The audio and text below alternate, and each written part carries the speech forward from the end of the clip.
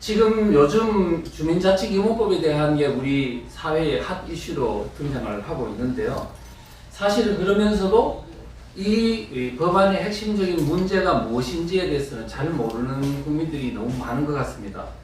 그래서 강의를 하다 보면은 많은 이 독서적인 조항이 뭔지 질문을 하는 경우가 많아요. 그래서 오늘 7가지 주제로 오늘 가장 많이 궁금해 하시는 부분들을 가지고 강의를 진행하도록 하겠습니다. 첫째는 우선은 강의를 하기 전에 주민자치기본법의 그 추진 과정에 대한 것들을 개략적으로 설명하는 게 좋을 듯 싶습니다. 먼저 이제 이 김영배 의원이 대표 발의한 주민자치기본법을 발의하게 된 그 과정을 간단히 설명을 드리도록 하겠습니다. 우선 그 문재인 정권이 들어선 이후에요. 사실은 2017년도 6월달에 전국 시도지사 간담회 때 뭐라고 말했냐면은 연방제 버금가는 지방분권을 이루겠다고 강조를 했습니다. 그리고 2018년도 2월달에는 더불어민주당 헌법 개정안 안에 상징적 조항인 제1조에 뭐라고 썼냐면은 대한민국은 지방분권 국가를 지향한다라는 규정을 뒀고요. 그 다음에 그 헌법 개정안 123조에 보면은 법률이 정하지 않는 조례 제정이 가능하다는 식으로 해서 강력한 지방분권 체제를 이루겠다는 의지를 밝힌 바 있습니다. 그리고 다음 달인 2018년도 3월에는요. 청와대 직속의 자치분권위원회라는 걸 설치해서 상당히 이제 상근요원이 64명이 상근하면서 3년 동안 이 문제에 집중적으로 노력해왔던 상황입니다. 그래서 작년 12월쯤에는 여러분들도 보셨겠지만 각 읍면동마다요 이런 어떤 그 프랜카드가 걸려가지고 마을 교육 활동가를 양성하는 교육을 한다. 그 다음에 주민자치회를 곧 시작한다는 이런 프랜카드를 보셨을 겁니다. 그래서 상당히 이제 흥분된 그런 상황이었는데요. 그런데 찬물을 끼얹는 사건이 일어났죠. 그게 뭐냐 하면은 2012년도 작년 12월 달에 지방자치법을 전면 개정하면서 그 안에 소속돼 있던 주민자치회 설치에 관한 걸 통째로 빼버린 겁니다. 왜냐하면 야당 의원들이 반대를 했기 때문에 아마도 여러 가지 또 이런 부작용이 이제 예상되니까 아마 그렇게 뺀 것 같아요. 그랬더니 마을 활동가 그룹에서 난리가 난 겁니다. 주민자치의 그 조항을 복구하라는 식으로 이제 저항운동이 많이 일어나서 비상대책위원회를 결성하고 전국적 서명운동도 하고 이렇게 저항을 했습니다.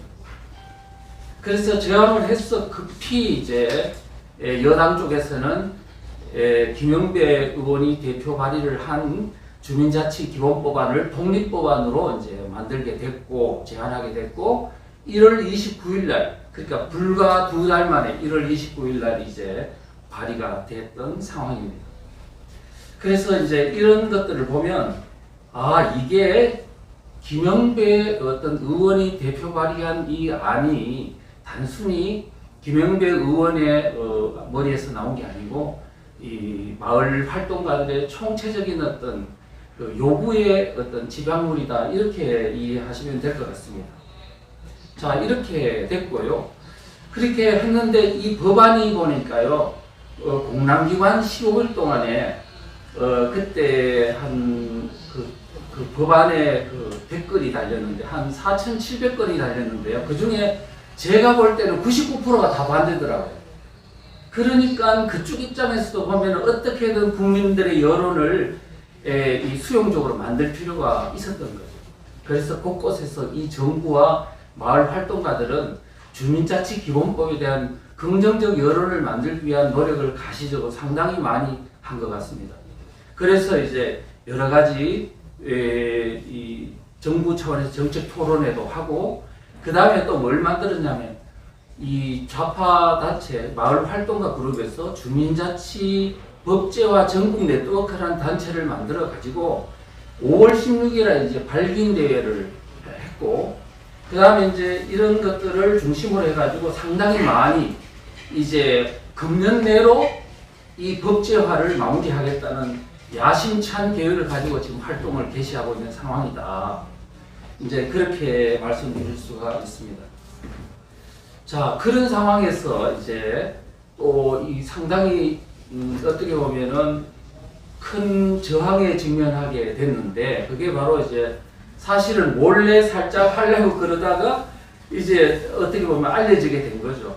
그래서 주민자치기본법 공산화의 길목이라는 이 책자가 이제 나오게 됐고, 그래서 많은 분들이 이 책을 읽고 하면서 이제 이게 주민자치기본법이 상당히 지금 독소 조항들이 많구나, 위험한 것이구나 하는 것을 이제 국민들이 알게 됐습니다.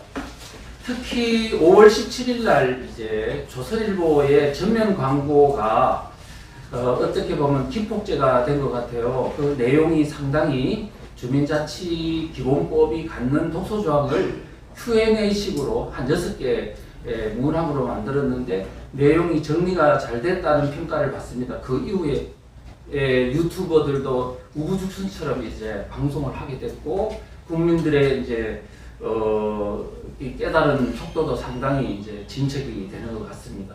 그러면서 이제 이 주민자치기본법 이게 그냥 있어서는 안 될 문제군 해서 전국에서 곳곳에서 차량 시위를 한다든가 이러한 어떤 현상들도 일어나고 있거든요. 현재 이 법안의 진행 사항은 어떠냐 살펴보면요. 우선 그 김영배 안, 말하자면 주민자치기본법이 행안위에 지금 상정 중인데요.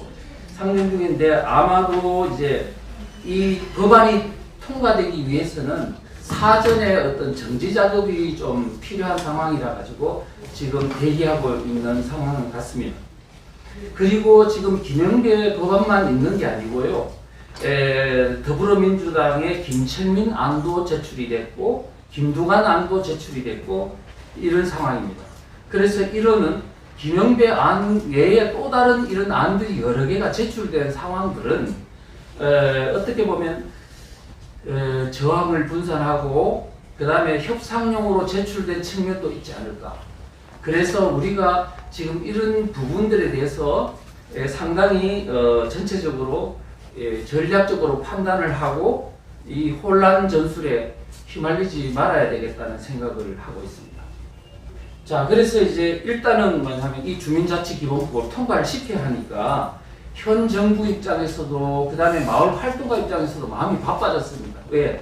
이미 이제 그냥 몰래 해야 되는데 국민들이 너무 많이 알아버리면 이게 힘들게 되잖아요. 그래서 지금은 뭐냐 하면 국민들에게 이제 여론을 유리하게 만들기 위한 운동이 상당히 이제 활발하게 진행되는 것 같습니다. 그러면 정부는 정부대로요, 이 사전에 해야 되는 주민자치위원회, 지금 현재 운영되고 있는 주민자치위원회를 조례로 주민자치회로 바꾸는 작업을 지금 추진하고 있고요. 그 다음에는 뭐냐, 그 중에 핵심 사항은 뭐냐, 현재 주민자치위원회에 좌우가 섞여 있는데 주민자치회로 만들면서 좌파 중심으로 이게 위원들을 뭐냐면 필터링하는 작업들이 지금 핵심이지 않나 이렇게 생각이 들고요. 마을 활동가 그룹에서도 지금 아까 말씀대로 주민자치 법제화 네트워크라는 단체를 만들어서 지금 올해 내로 마무리하기 위해서 지금 이론 어떤 조율 작업, 그 다음에 여론화 작업을 아마 가속적으로 하지 않을까 이렇게 생각이 듭니다. 그래서 우리 지금 현재 우파 진영에서는 지금 이런 어떤 마을 그 저변에서 대한민국의 하부 구조에서 일어나고 있는 일을 전혀 모른 채 내년 대선에서 승리하는 것만 온통 관심을 갖고 이렇게 하는 것은 정말로 지금 우리 지금 현상이 어떻게 돌아가는지 모르고 있는 아주 그 잘못된 그런 것이다. 그래서 이런 부분들을 꼭 반드시 염두에 두셔야 한다는 말씀을 드립니다. 그 다음에 이제 그러면 김영배 법안, 주민자치기본법안의 핵심 내용에 대해서 간략히 말씀을 드리는 게 순서일 것 같습니다. 그래서 이거 핵심은 뭐냐 하면 대한민국의 지금 읍면동, 이거는 대한민국 하부 구조인데요. 숫자가 3,490여 개입니다.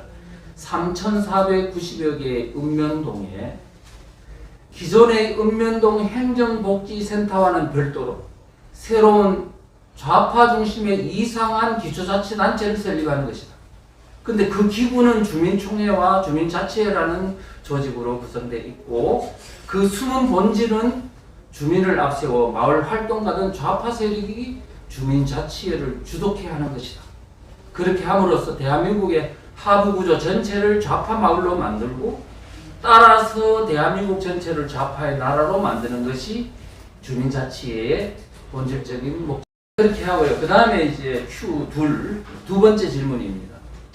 지금 주민자치기본법에 보면요, 공산주의나 사회주의라는 그런 상징하는 용어나 내용이 없는 것 같은데, 왜 그 법안을 보고 사회주의와니 공산화를 이끄는 도구라고 보느냐, 이런 질문들이 왕왕 있습니다.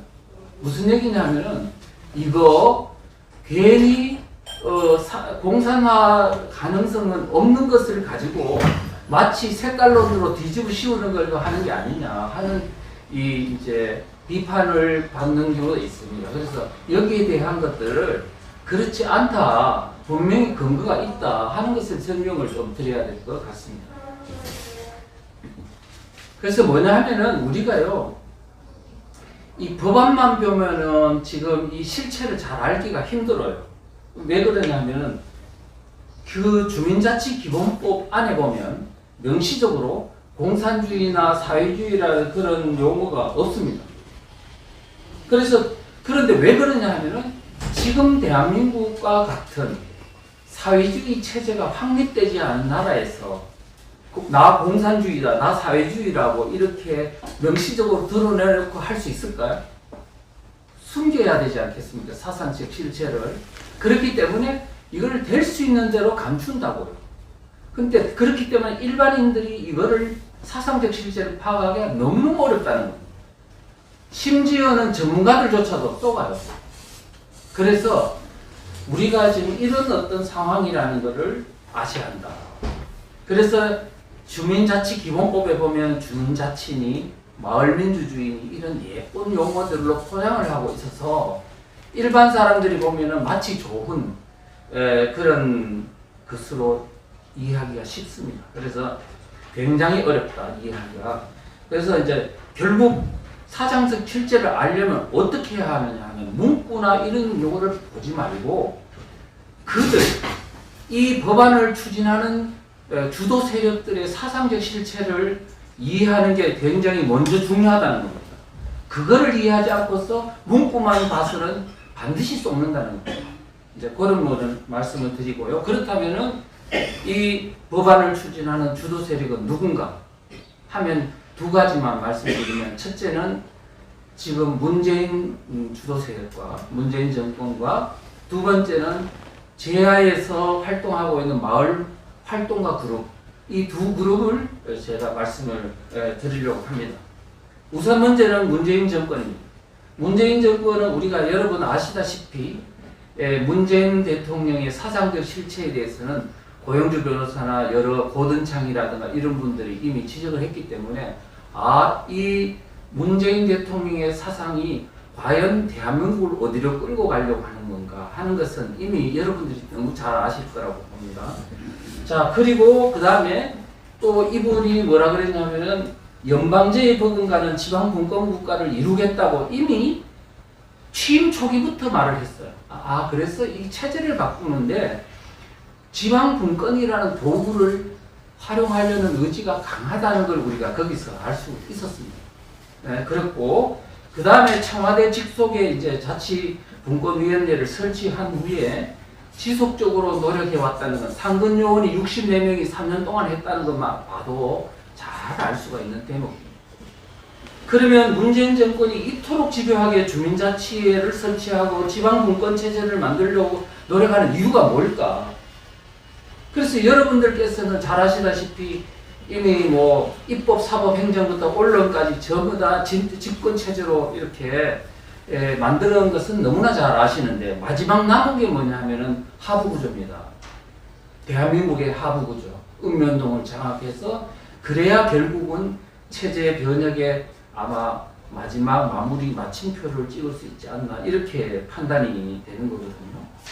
그래서 결국 뭐냐면 문재인 대통령과 이 문재인 문재인 정권의 사상적 지향성이 무엇인가를 아는 게 굉장히 중요한데 문재인 대통령은 이야기 드렸고 대표적인 예로 이 주도 세력 중에 여러분 추미애 민주당 대표가 2017년도 가을 9월인가에 말했죠.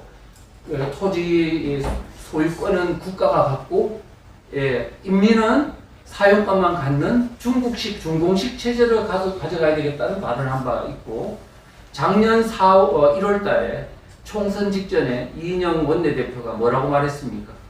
지금 뭐 언론부터 전부 다 동일노동, 동일임금, 그 다음에 언론부터 종교 문제까지 다 이제 거론하면서 이 체제를 변혁해야 되겠다라고 발언했고 언론 보도에는 이제 총선 끝나면 사회주의 체제로 간다고 다 보도된 바가 있습니다. 그래서 기본적으로 이 정권은 사회주의 지향성이 있다는 것을 우리가 국내외를 막론하고 이미 그것은 이미 다 알고 있는 상식에 속하는 것이기 때문에 굳이 더 설명할 필요가 없을 것 같습니다. 그 다음에 두 번째가 뭐냐면은 주민자치를 가장 적극적으로 요구하는 세력이 누구냐 하면 마을활동가 그룹이거든요. 말하자면 제야에 있는 이 좌파 그룹인데 이들의 사상적 실체 지향성을 아는 게 매우 중요하다. 이렇게 말씀을 드릴 수가 있습니다. 그래서 여러분이 지금 뭐냐면 주민자치 그들은 아까 말했던 마을활동가 그룹은 이 주민자치를 도대체 어떤 모델로 만들려고 하느냐. 자, 이거를 보면 바로 마포에 있는 성미산 마을을 모델로 삼고 있습니다. 그래서 여러분 성미산 마을은 94년도에 공동육아로부터 시작해서 점점점 확대가 됐죠. 공동육아, 공동교육, 공동소비, 공동생산 해가지고 지금은 뭐냐면 모든 좌파 그런 단체들이 막 몰려들어가지고 상당히 큰 규모로 확대가 되어 있습니다. 그래서 지금 이것은 사회주의 공동체 마을이다 이렇게 해도 과언이 아닐 정도로 상당히 그런 이제 성격이 강한 이제 그 모델인데요. 이게 규모가요. 성산동, 서교동, 망원동, 창조동, 동교동, 합정동, 연남동 이 규모가 상당히 우리가 생각할 마을이 아닌 거예요. 자, 그런데 이 모델이 지금 어떻게 되어 있냐면 서울 전역으로 확대된 게 언제냐면 바로 2012년도부터입니다. 박원순 시장입니다. 박원순 시장이 서울시 마을 공동체 종합지원센터를 설치해서 마포 성미산 마을의 활동가를 거기에 센터장으로 앉혀가지고 서울 전역으로 확대한 작업을 했습니다. 그래서 전역으로 확대됐고 이게 경기도를 넘어서서 전국으로 다 확대된 건요. 이미 지금은 아마도 전국 읍면 단위에서 이거 공동체 사업 안 하는 마을이 없을 정도로 지금은 다 퍼져 있는 상황입니다. 그래서 여러분들께서는 마포의 성미산 마을에만 있는 줄 알지만 이미 오래도록 전국화되어 있다는 사실을 염두에 두시고 그리고 그 모델이 바로 뭐냐 주민자치회가 만들어지면 그 모델과 결부될 것이다. 이렇게 이해하시면 상당히 지금 오랫동안 이제 만들어진 그런 거다 이해할 수 있으면 될 것 같고요. 그래서 지금 주민자치회 지금 그 마을 활동가 교육을 하는데요. 교육 내용을 보면 주로 성미산 마을 활동가나 좌파 이론가들이 나가가지고 강사가 돼가지고 교육을 하고 있습니다. 그러면 거기서 만들어진 활동가는 어떤 활동가일까요? 사상적 지향성이 예측되지 않습니까? 그렇죠? 그 다음에 뭐냐면 이 활동가 자료들을 보면요. 마을 공동체 사업은 자본주의 대안 모델이라는 주장을 해요. 그래서 사상적 지향성을 드러내고 있습니다. 그리고 또 하나는 뭐냐면 지금 이들 주민자치회를 만들려고 하는 주도 세력들이요. 오랫동안 베네수엘라 차베스가 영구 집권을 위해서 만든 사회주의적인 주민평의의 모델을 계속 오랫동안 연구를 했습니다. 그래서 여러분들이 지금 이 법만 보고 지금 등장한 법만 보고는 사상성을 제대로 이해할 수 없다면 그 오랫동안 그걸 만들기 위해서 저간의 노력이었던 그 과정들 속에서 이 사상적 지향성을 파악해야만이 이 실체를 제대로 알고 이게 앞으로 만들어지면 어떤 형태로 운영될 것인가를 예측할 수 있다는 겁니다. 자, 그 정도로 하고요.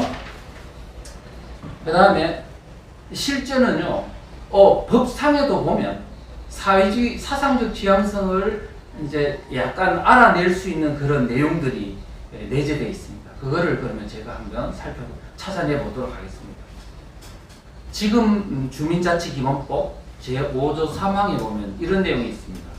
주민과 주민자치에는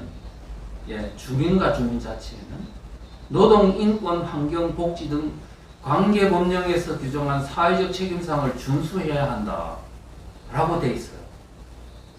자, 노동, 인권, 환경, 복지라는 것은 이 문재인 정부가 추진하고 있는 가장 중요한 아젠다이고 어떻게 보면 좌파 노선을 집약한 그런 법령이잖아요. 그 법령에는 법률, 명령, 조례까지 포함한다면 여러분 이 법령 문재인 정부가 들어선 이후에요. 이 법률이 제정된 거, 개정된 거 포함해서 3,355개랍니다. 3,355개. 지금 여러분 그 조례가 지금 만들어진 건 제정된 게 몇 개인 줄 아세요? 11만 건이라면 11만 건. 개정된 거는 조례 몇 건? 25,000건이랍니다. 지금 어마어마한 법률과 명령과 조례가 폭풍처럼 지금 막 쏟아져 나오고 있는 거예요. 지금 이러한 물론 그게 다 뭐냐면 사상성을 띈다고는 볼 수 없겠죠. 그렇지만 그 중에는 상당히 사상성을 내포하고 있는 법령이 있다는 것은 우리가 상식적으로 예측이 가능한 겁니다. 그래서 이 관계 법령에서 규정한 내용을 어떻게 해야 되는지 준수해야 된다고요. 아니 이 법만 준수하면 되는 게 아니고 관계 법령을 다 준수하라고요. 여기 이렇게 규정해놨어요. 자, 그런데요, 제가 하나만 예를 들게요. 주민자치기본법의 8조 1항에 보면은 차별금지 조항이 있습니다. 뭐라고 되어 있냐면 성별, 신념, 종교, 인종 등등 해가 차별받지 않는다 되어 있어요. 지금 여러분 최근에 지금 뭐냐면 차별금지법 지금 통과되네 많이 하잖아요. 그 안에 딱 보면 뭐라고 되어 있냐면 성별, 사상, 종교, 인종 등 차별받지 않는다 되어 있습니다. 근데 주민자치법에는 신념이라고 딱 되어 있는데 차별금지법 다른 조항 법률에 보면 뭐라고 사상이라고 딱 노골적으로 해놨어. 그러면 신념이 무슨 뜻입니까? 정치사상, 이데올로기라는 뜻입니다. 만약에 이거를 관계법령을 준수하려면 차별금지법이 통과되는 순간 그 법령에 있는 이 사상적인 차별을 하면 안 된다는 게 준수돼야 되는 거예요. 마을에서. 자, 그렇다면 마을 단위에서 이제는 국가보안법도 이제는 해체시키려 하잖아. 그러면 이거와 더불어 뭐냐면 마을 단위에서 이제는 공산주의, 사회주의 사상을 연구하는 모임, 선전하는 모임, 조직하는 모임, 활동하는 모임이 이제 우후죽순처럼 생기면 어떡할 겁니까? 그런 마을의 모습을 봐야 되겠습니까? 우리가 지금 마을 단위에서요, 이런 현상들이 일어날 거를 이렇게 보면, 이게 지금 관계법령이라는 것으로 이렇게 한 단계 넘어서서 이 주민자치 기본법이 갖는 사상적 지향성이 노출이 되는데, 그냥 봐가지고는 알 수가 없는 거예요. 자, 그렇다는 걸 말씀드리고요. 그 다음 Q3입니다. 세 번째 질문. 법을 보면 주민자치, 주민의 자율성 같이 매우 분권적으로 보이던데 그럼 문제 있어?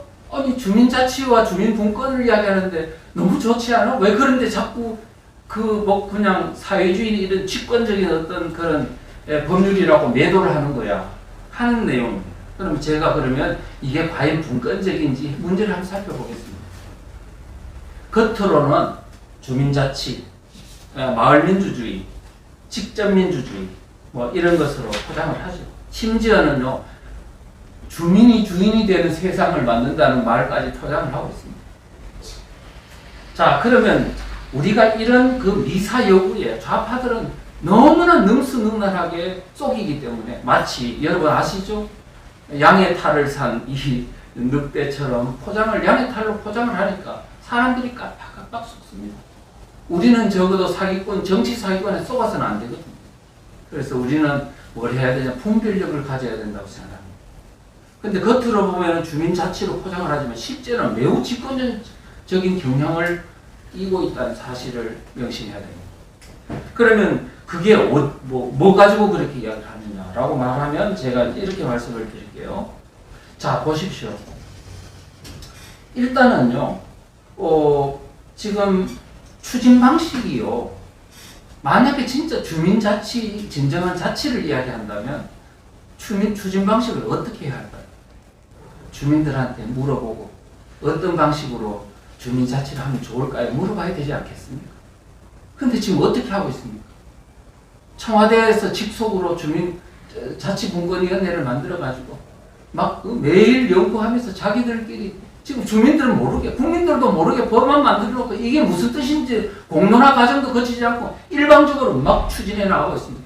이게 분권적입니까? 이게 자치입니까? 이런 식으로 하니까 뭐냐면 이거는 분명히 뭔가 음모가 있다는 거예요. 우리가 이런 것들만 봐도 알 수가 있고요. 그 다음에 또 뭐냐면은 지금 이 준비 작업을 이 정권과 그 다음에 지방자치단체와 이게 전부 다 긴밀히 또 마을 활동가들, 좌파 활동가들 긴밀히 활동하면서 이렇게 일방적으로 추진하고 있다는 것은 여기에는 깊은 뭔가 목적과 의도와 어떤 그런 야심이 있다는 것을 반증하는 것이다. 이렇게 말씀할 수 있습니다.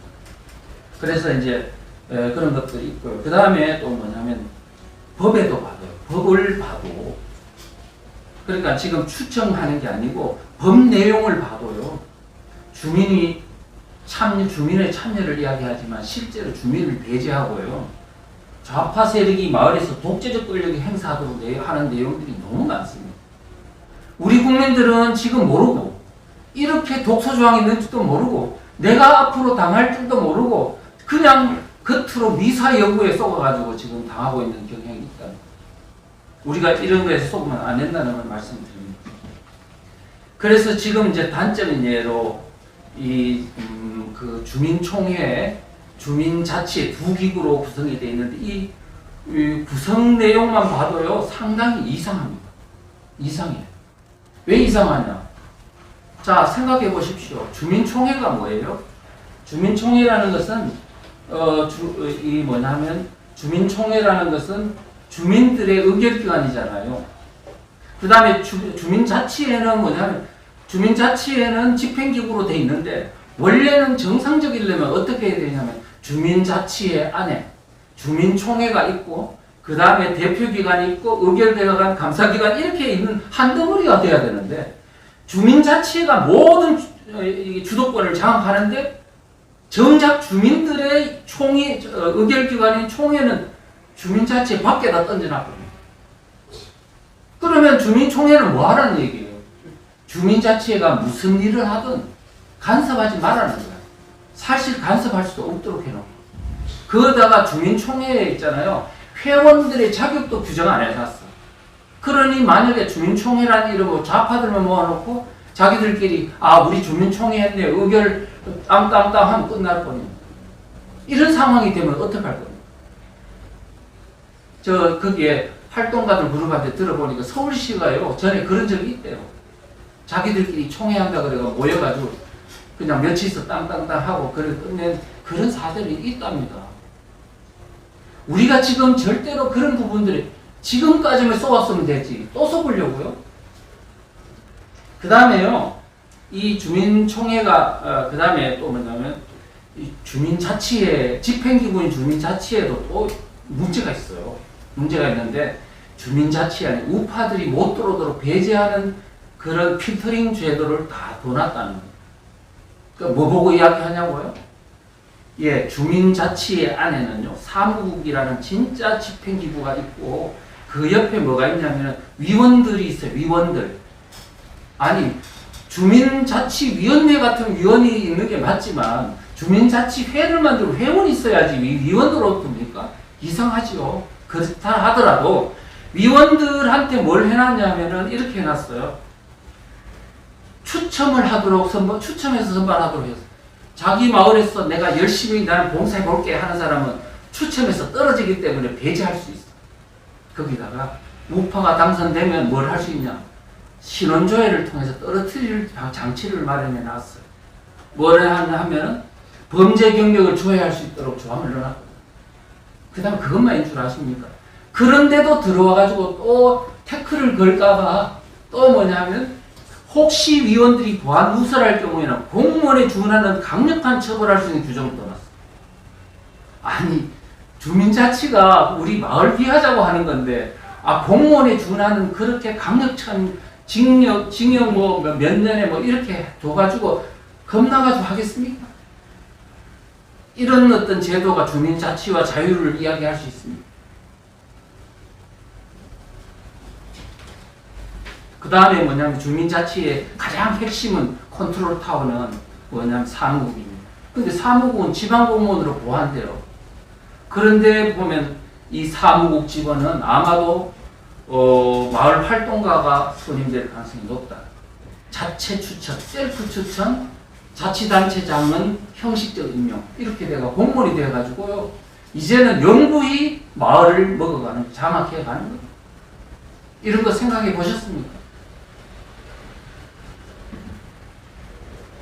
그리고 뭐냐면은 정부가요, 주민자치를 활성화한답시고 주민들의 자율성보다는 정부의 강권적인 어떤 지원이 폭포처럼 쏟아질 겁니다.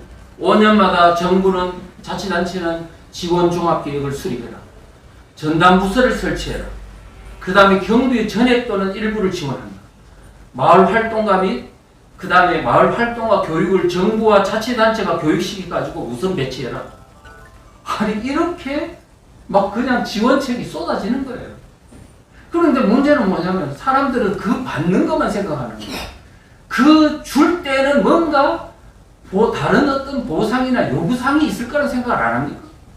그러면 우리가 거기에 분명히 뭔가 음모와 함정이 있다면 아마 그것은 분명히 먹고 나중에 크게 후회할 어떤 함정일지도 모른다는 걸 생각하셔야 됩니다. 그러면 결국은 뭐냐면 이 주는 것이 뭐냐면은 주민들을 위해서 준다기보다 좌파 활동가들이 다 읍면동을 장악하기 위한 도구, 정권을 영구히 집권할 수 있는 도구, 이런 것으로 쓰일 수 있다는 것도 생각해 보셔야 한다는 것.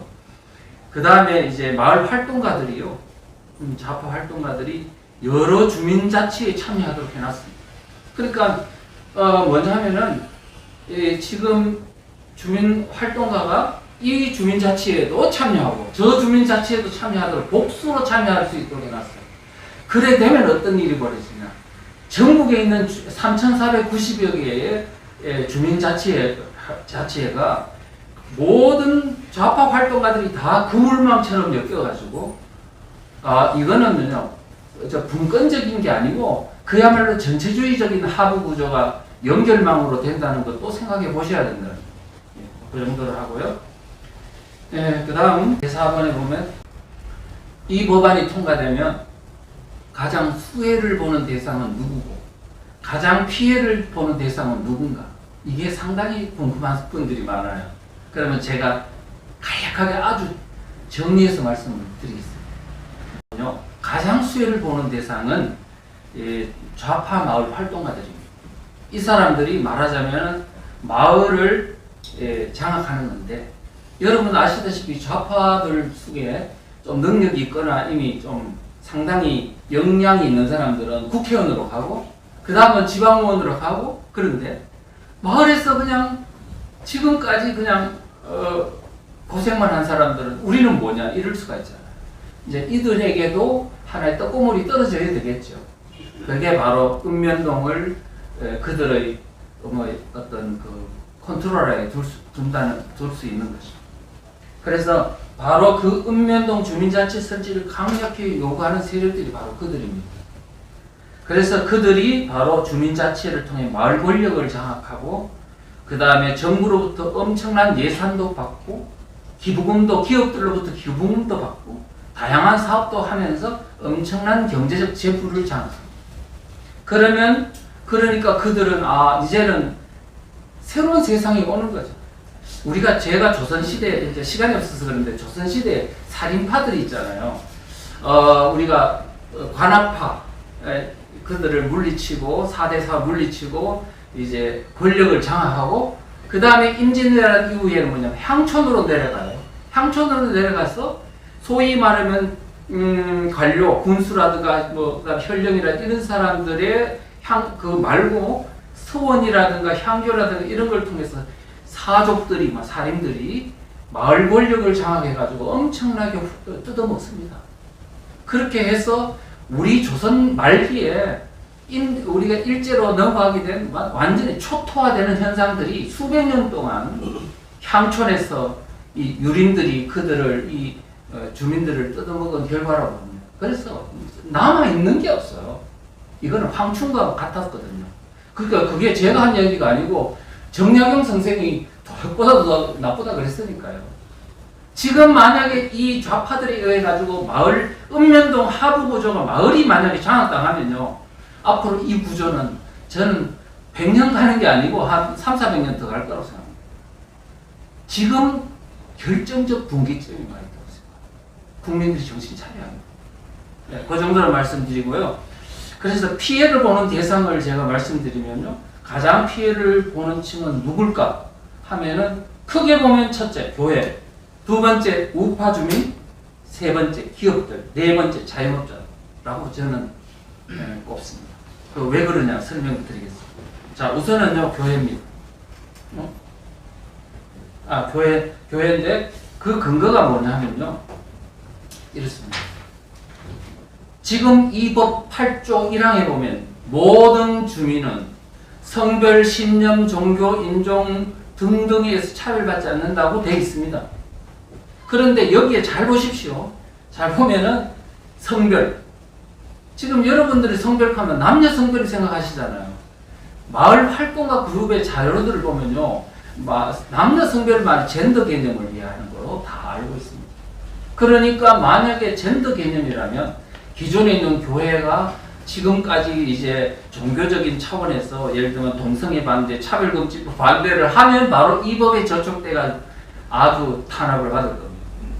그 다음에 신념은 이제 아까 말씀드렸고 종교 차별금지, 인종 차별금지입니다. 여러분 지금 주민자치의 주민 중에는요 외국인이 들어와요. 지금 외국인이 새로 들어온다고요. 그러면 외국인 안에 이슬람 이런 믿는 사람들이 있잖아요. 자, 그러면 종교 차별 금지, 그 다음에 인종 차별 금지 합해가지고 이제 이슬람인들이 지금 대구에 있는 대연동에 이슬람 사원을 짓는다니까 지금 교회 기독교 단체에서 막 난리를 치잖아요. 앞으로 이 법이 시행이 되면 아마 그거 못하게 될 거예요. 생각해 보십시오. 자, 이런 부분들이 있고요. 그 다음에 또 뭐가 있냐면은 우리가 지금 여러분 아시겠지만은 교회 기독교라는 거는 유신론 아닙니까? 그러나 공산주의 사회주의는 무신론이잖아요. 기본적으로 충돌할 수밖에 없어요. 자, 이런 상황인데 그렇기 때문에 문재인 정권의 이 사상적 지향성 때문에 교회를 저렇게 미워하나 할 정도로 탄압을 많이 했죠. 그러면 교회 입장에서 보면은 우리가 사실은 중앙 권력으로부터 탄압받는 것도 너무 힘들어요. 그런데 중앙 권력으로부터 탄압받는 게 아니고 읍면동에 있는 주민자치에 그 주민자치의 산하에 뭐까지 있나 통반 조직까지 있잖아요. 그 세세한 어떤 소규모 조직 속에서 만약에 다 얼굴 안 한 사람을 통해서 감시와 통제를 받는다면 그 고통 지수가 얼마나 더 클까요? 교회가. 그래서 우리가 지금까지 겪지 못했던 새로운 현상이 마을에서 일어날 거라는 것을 예상하셔야 되고요. 그 다음에 또 하나는 뭐냐면 여러분들이 지금 읍면동에는 전혀 없는 조직 구조도 있어요. 그게 뭐냐 하면은 분과 조직입니다. 분과 조직. 분과 조직은 또 뭐냐? 기능별 조직인데요. 말하자면은 환경 분과 조직, 그 다음에 이런 뭐 아니면 인권 조직, 아동 조직, 교통 조직, 뭐 주거 조직 많이 만들어지는데 예를 들면 제가 볼 때는 좌파 환경단체, 좌파 종교단체, 좌파 인권단체, 좌파 외국인 옹호단체 등이 아마 우후죽순처럼 생기고 그들이 교회를 아마 옥죄게 되면 어떻게 견디겠냐고. 그래서 우리가 이런 부분들이 있습니다. 그래서 앞으로 그것 말고도 예를 들면 소음을 핑계로 통성 기도를 금지한다든가 예를 들면 종교 차별 금지로 전도를 금지한다든가 방역을 핑계로 예배를 금지한다든가 이렇게 하는 것도 있고 그 다음에 또 더 무서운 건요. 보이지 않는 그런 탄압인데 주민자치회가 의도적으로 주민들에게 교회에 대한 혐오의식을 조장해가지고 교회에 가는 사람들은 아주 나쁜 사람으로 막 감시를 받는 걸로 막 이렇게 협박을 가하면 아마 교회 오는 친도들이 어마어마하게 떨어질 겁니다. 이런 부분들을 생각해보면 앞으로 중앙 권력이 아니고 마을 단위에서 일어났던 현상이 좌파가 주도하게 되면 우리가 지금까지 겪지 못했던 엄청난 어떤 교회의 어떤 고통이 이제 생길 거다. 이렇게 이제 제가 생각을 해봤습니다. 그 다음에 또 뭐냐면요. 주민자치법 제5조 3항에 보면 돼 있죠. 아까도 이야기했지만 관계법령에서 규정한 사회적 책임사항을 준수해야 된다고.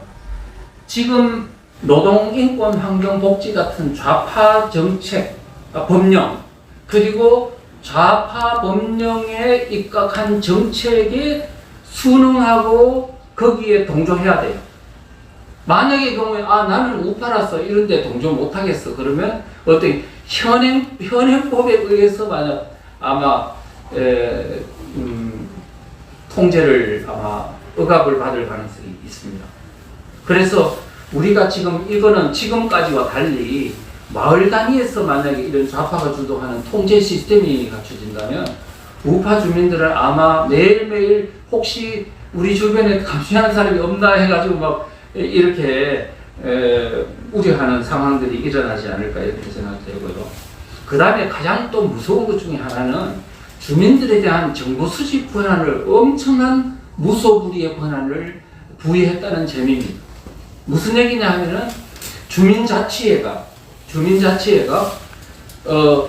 중앙정부기관 그 다음에 자치단체 기관에게 뭐 소속기관까지 포함했습니다. 기관에게 해당 주민에 대한 정보를 요구하면 반드시 응해야 된다는 규정을 해놨어요.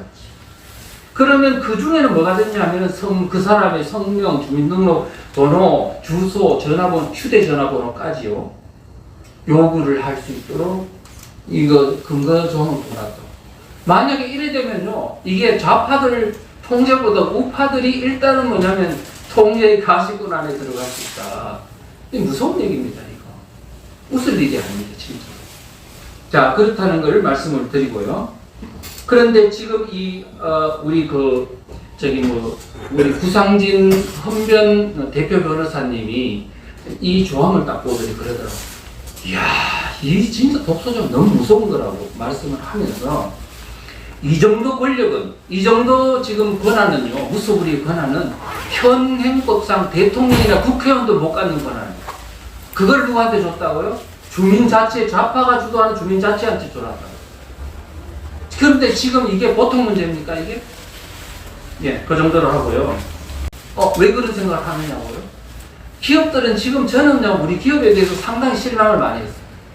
대한민국이 체제에 가장 혜택받은 게 기업이고, 또 지금 최저위기가 왔는데도 불구하고 내몰라라 하면서 가만히 있는 걸 보면 세무사찰이나 통제를 좀 덜해서 그렇게 했지만 그래도 너무 심한 것 같아요. 그런데 이제 앞으로 주민자치기본법이 만약에 시행이 되면 아마 이제는 기업들이 이제 엄청난 힘들어진 세상이 올 겁니다. 왜 그러냐고요? 지금 이 주민자치의 주민 안에는 뭐가 들어가냐면은 지금 그 지역 내에 있는 기업체들의 모든 사장부터 말단 노동자까지 다 자동 주민이 됩니다. 그 다음에 초중고등학교 학교가 있다면 거기에 있는 학생과 교사가 다 자동 주민이 됩니다. 지금 우리 지금 행정복지센터 있죠. 그거하고 틀려요. 자, 그러면 지금 그 지역 내에 기업이 있다. 예를 들어 뭐 현대자동차니 뭐가 있다 칩시다. 그 기업이 있으면 기업에 있는 노동자 그 민노총 있잖아요. 조직이 하부 조직이 전부 다가 자동으로 주민이 되거든요. 그러면 민노총이 주민자치에 좌파들하고 합해가지고 기업을 공격할 수 있습니까? 없습니까? 있어요. 지금 기업들이 아직까지는 지금 잘 모르시는데 지금 앞으로 이런 상황이 벌어지면 곡소리 날 겁니다. 그런데 이 주민자치가 뭐까지 할 수 있는지 아세요? 기업들이나 이런 데부터 기부금도 받을 수 있어요. 자, 거기다가 주민자치에서 무슨 이런 기업, 사업도 할 수 있어. 사업해가지고, 우리 마을 기업들한테 물건 좀 사줘. 그러면 안 사줄 수 있습니까? 아마 기업들 보험될 겁니다, 보험. 이런 것을 생각해보면, 이런 것들이 가능하니 보통 문제가 이제 아닌 거죠. 그 다음에 네 번째가 뭐냐면은 자영업자들입니다. 왜 자영업자가 통제가 됐냐고요? 이 이유가 있습니다. 지금 이 주민자치회가 자체 사업을 할 수 있도록 되어 있습니다. 그 부동산 가지고요, 국가나 자치단체의 소유의 부동산 건물을 무상 임대를 받을 수 있거나 아니면 저가로 매각할 수 있도록 돼 있어요. 그러면 엄청난 부동산 소유재벌이 돼요. 주민자치회 자체가. 그러면 그거를 가지고 그냥 공짜니까 임대료가 작을까요? 높을까요? 작죠. 낮죠. 낮으면은 거기에서 장사하는 사람하고 일반 자영업자하고 경쟁이 될까요? 안 될까요? 안 되죠. 아마 자영업자들은 다 상당한 타격을 받을 가능성이 있다. 우리가 이런 걸 생각해 보십시오. 그러면 주민자치회가 주민자치회가 주도하는 사업이 대기업일까요? 그 다음에 마을기업이라고 여러분 아시죠? 협동조합, 사회적 기업, 그 모든 것들이 주민자치회하고 버무려져 가지고 사업을 하는데 그게 대기업 업종일까요? 다 그냥 주민 밀착형 사업일 가능성이 없잖아요. 그래 되면 기존에 있는 자영업자들이 피해를 볼까요? 안 볼까요? 엄청나게 보죠. 제가 우리 어릴 때 우리 아버지가 정미소를 했어요. 정미소를 했는데 그때 옆에 있잖아요. 농협정미소가 생긴 거야. 물론 우리가 이제 갔다가 다시 돌아서 이렇게 짓긴 했지만 했는데요. 우리 전부 다 집성촌인데도 우리 다 잘 알아. 그런데도 그 사람들이 우리 정미소에 안 오고 옆에 있는 농협정미소로 가는 거예요. 이유는 우리 집에 오면은 비료를 안 주니까. 다 그걸 보고요. 이야, 강력한 공권력을 가진 기관이 사업을 하면은 일반 주민들은 다 죽는구나 하는 걸 내가 그때 깨달았습니다. 지금 주민자치회라는 이 무소불위의 기관이 직접 사업을 하거나 직접 지원하는 마을기업들이 양산된다면 앞으로 지금 현재 있었던 그 우경적 성향의 자영업자들은 아마 많은 타격을 눈물을 많이 흘리지 않을까 이런 생각이 드는 겁니다. 그 정도. 이 법안이 통과되면 좌파 정권이 50년 집권, 100년 집권 등 장기 집권이 가능하다고 주장하는데 그게 어떻게 가능해요? 이제 그 부분입니다. 상당히 중요한 얘기입니다. 지금 여러분들이 일반 국민들이 아직 지금 이 주민자치 기본법의 위험성을 모른다면 바로 이 부분을 들으시면 이제 그렇게 해서 50년 집권, 100년 집권의 말이 나오는 걸 하고 이해하실 겁니다. 이 법 제13조에 보면 이런 내용이 있습니다. 자, 제1항에 보면 국가와 자치단체는 이 주민자치의 경비의 전부 또는 일부를 지원해라 돼 있어요. 그 다음 제2항에는 보면 국가와 자치단체는 특별회계 운영 등을 지원해라. 그 다음에 제3항에는 주민자치회는 기부금도 받을 수 있다. 그 다음에 또 설립 목적으로 수익사업도 할 수 있다. 이렇게 돼 있어요. 그러니까 지금 이 재정 문제만 봐도 이야, 정부로부터 지원받아, 자치단체로부터 지원받아, 특별회계 운영도 가능해. 특별회계 운영이 나는 이게 작은 줄 알았더니 그 사람들의 이 주장된 이런 자료들을 보니까요.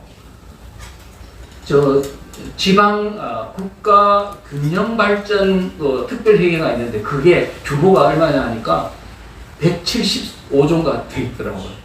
그거를 30% 정도는 주민자치에 줘야 한다는 주장도 있고 그걸 통째로 마을기금으로 넣어야 된다는 주장도 있더라고요. 그러니까 현재 지금 국회에서 발의된 이 법안의 이 자금 소요에 관한 거를 보니까 읍면동별로 주민자치에 필요한 소요 경비는 정부가 지원하는 거는 한 1조 얼마 아니 1억 얼마 그러니까 총계로 했을 때 한 1조 한 2조 채 안 되게 되는 걸로 해놨습니다만은 그거는 국회에서 예산한 나름대로 추계일 뿐이고 실제는 정부 마음이죠 그래서 나는 그리고 더 중요한 거는 마을 활동가들이 생각하고 있는 규모인 거야. 그러면 이야 어마어마한 예산을 기대하고 있구나. 무섭다. 그런 생각이 들었어요.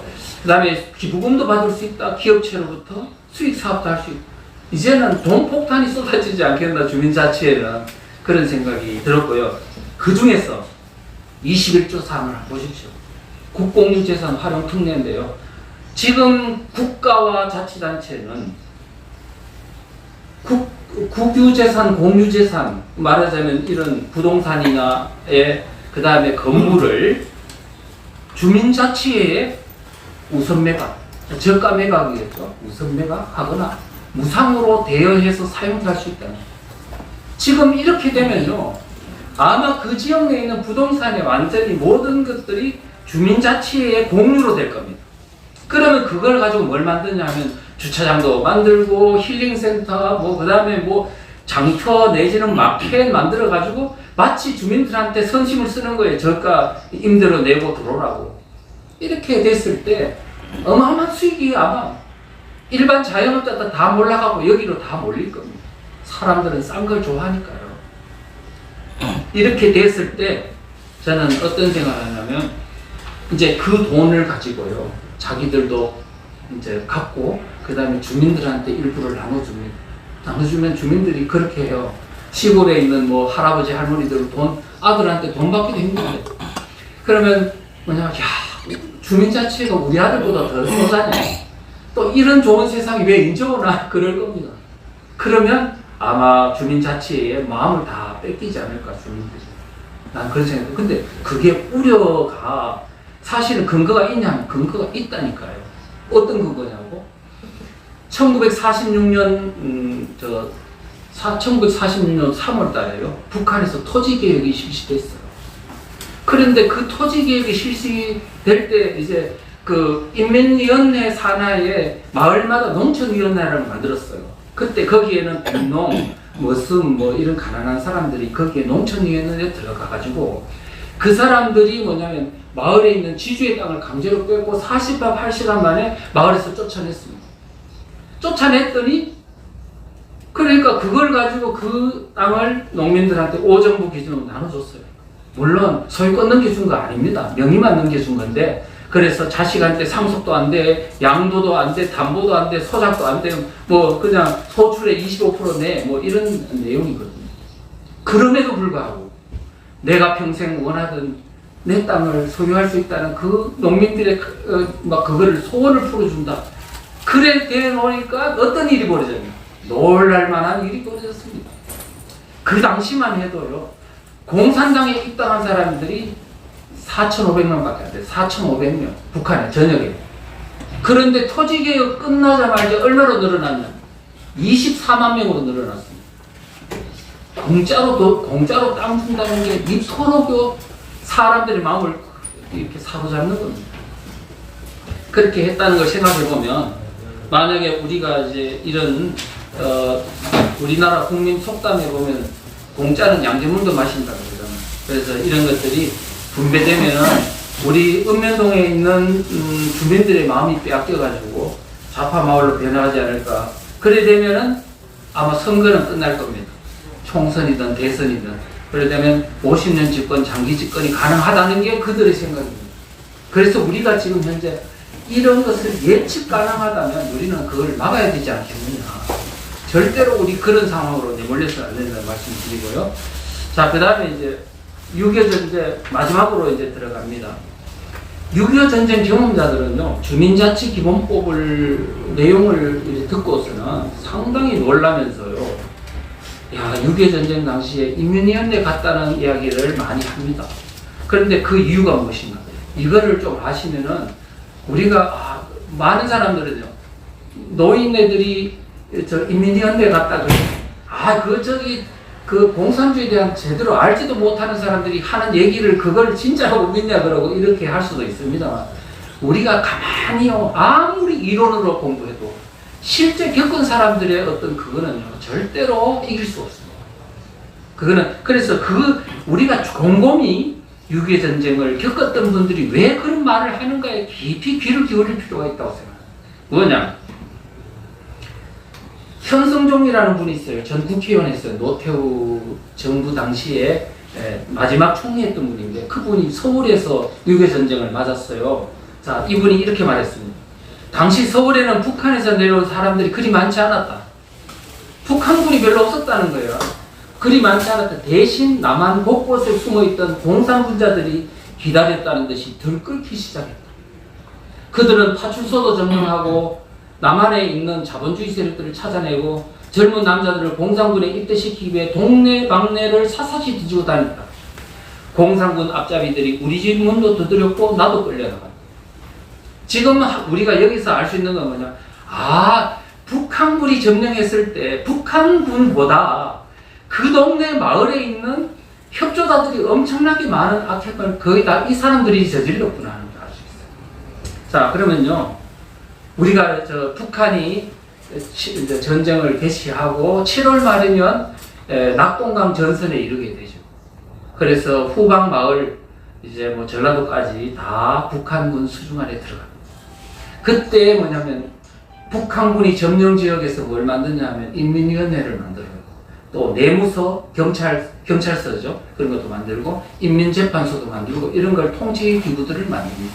거기에 바로 그 동네에 있는 좌익 사상을 가진 사람, 아니면 또 협조자들을 이렇게 배치를 하게 되고, 그 사람들이 빨간 완장을 차고 앞잡이 돼가지고 이제 누구를 잡으러 다니냐 하면은 지주라든가 자본가 부자들 있죠. 그 다음에 우익 성향을 가진 사람들을 잡으러 샅샅이 집집마다 다닙니다. 우익 성향을 가진 사람들은 이제 막 새로운 세상을 보니까 깜짝 놀라가 막 도망가고 숨고 마루 밑에 숨고 이렇게 했죠. 자, 그런데 그 사람들이 했던 행적들을 보면요, 인민재판을 통해서 처형하게 하고, 어떤 분은 그러더라고요. 이번에 좀 강의하러 갔더니 한 분, 내가 말이지 서울에 그 옆집이 피난을 안 갔대요. 피자 안 갔는데 옆집이 인민위원회였대요. 사무실이었대요. 그런데 사람들을 살생부를 가지고 다 잡아가지고는요, 그 사람들을 그 인민위원회 사무실에서 사람을 처형하고 그러더라고요. 그러니까 사람이 막 소스라치게 놀라는 거야. 그러니까 지금 주민자치기본법을 딱 듣는 순간에 이미 자기는 뭐냐, 몸으로 아는 거예요. 몸으로 얼마나 위험한 상황이 앞으로 도래할지. 그래서 우리가 이제 이런 것들, 그 다음에 여러분들 남한 청년들을 15만 명을 잡아가지고 낙동강 전선에 북한군한테 투입했어요. 그거는 이미 역사 기록이니까. 그런데 그 사람들이 총알바지가 돼가지고 낙동강을 피로 물들였어요. 우리 대한민국하고 국군하고 싸웠잖아요. 그랬는데 이 사람들이 그냥 제발로 의용군에 간 사람도 있지만, 이 인민군, 북한군의 앞잡이 노릇을 한 사람들이 집안에 샅샅이 청년들을 잡아가지고 거기에 보낸 겁니다. 그러면 그때 죽은 사람들은 사실은 누구의 책임이 크냐고요. 그 동네에서 그 사람들을 잡아들인 좌익들의 책임이 매우 크다는 걸 우리가 상식적으로 보면 알 수 있지 않습니까? 그뿐 아닙니다. 8만 명이 북한에 끌려 올라갔습니다. 납북자라고 하죠. 그 사람도 그 동네에서 잡아들인 사람은 누구냐 하면은 바로 완장찬 그들입니다. 그래서 지금 이제 그 다음에 또 여러분들 인천 상륙작전이 돼가지고 북한군이 올라가 버렸잖아요. 언제까지 올라갔냐면 28일 한 그즈음에 다 올라갔어요.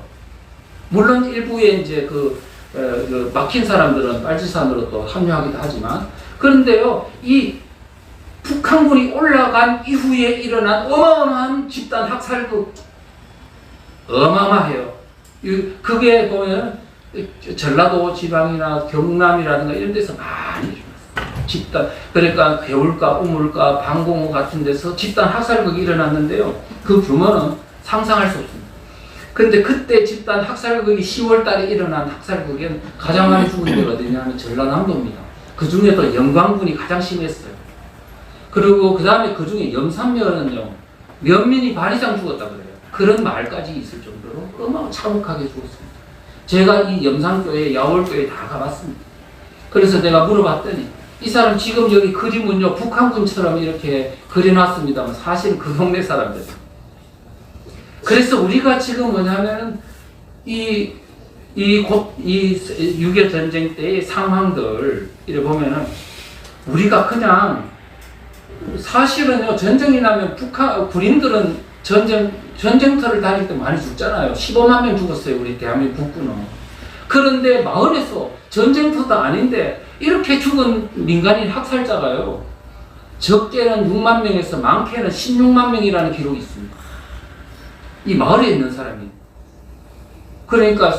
이러니까 보면은 이 그 좌익들에 의해서 학살된 피해자들이 많다는 걸 우리가 알 수가 있거든요.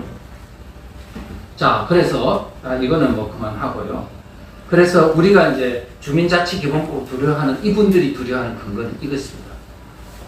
평화롭게 살던 마을에 북한군이 내려오더니 좌익과 우익을 사상적으로 나눠가지고 좌익들로 하여금 우익들을 잡아가지고 반동분자를 죽이라는 그런 권한을 무소불위의 권한을 주자. 거기에 흥분된 사람들이 막 그걸 갖고 동네에 있는 우익들을 막 잡아 죽이는 이런 참혹상을 하게 되면서 대한민국은 바야흐로 마을의 평화가 깨져버렸어요. 그런데 지금 70년이 지난 이후에 대한민국 마을에서 좌파들에게 무소불위의 권한을 주고 우파들을 박해할 수 있는 주민자치기본법을 지금 만들고 있다는 사실에 그분들은 놀라고요. 막 가슴이 떨려 죽겠다는 거예요. 못 살겠다는 거예요. 우리가 당한 것보다 힘든데 왜 손자 손녀들이 이거를 마을에서 당해야 되냐.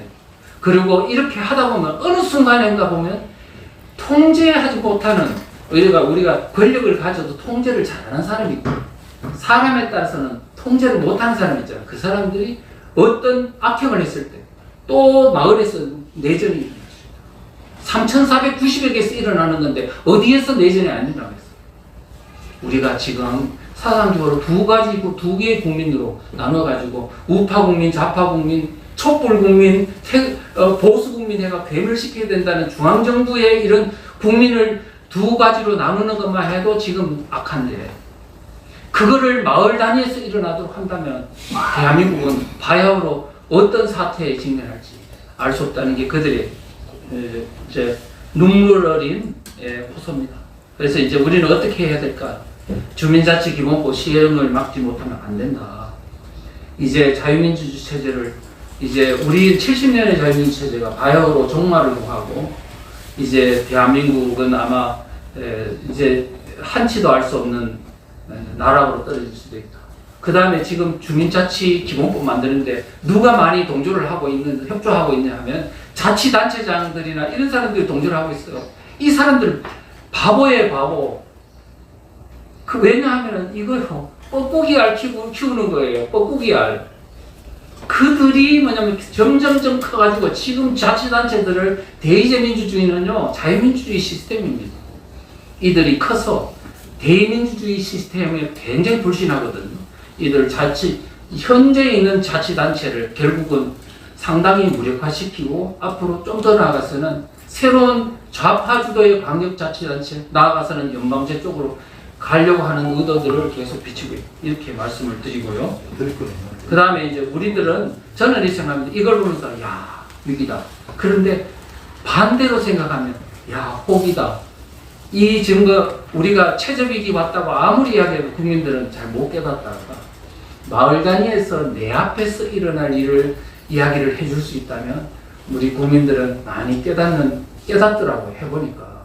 그래서 우리가 막 너무 과장해가지고 위기를 조장하지 말고 있는 그대로 조곤조곤 설명해가지고 우리 국민들이 앞으로 이러한 위기를 극복할 수 있도록 사상적인 문제와 이런 것들을 잘 설명한다면 어쩌면 위기는 기회라는 말처럼, 그리고 우리 우파 국민들이 정말로 그들에게 협조하지 않고 우리 국민들이 이번에 단체로 각성을 한다면 6.25 전쟁이 자유민주주의 시스템을 구축한 것처럼 이것을 통해서 대한민국이 앞으로 영구히 자유민주주의 체제를 굳건히 하는데 큰 도움이 되지 않겠나 생각하면서 절대로 낙심하거나 낭망할 게 아니고 이제 우리도 마을 단위로 내려가자.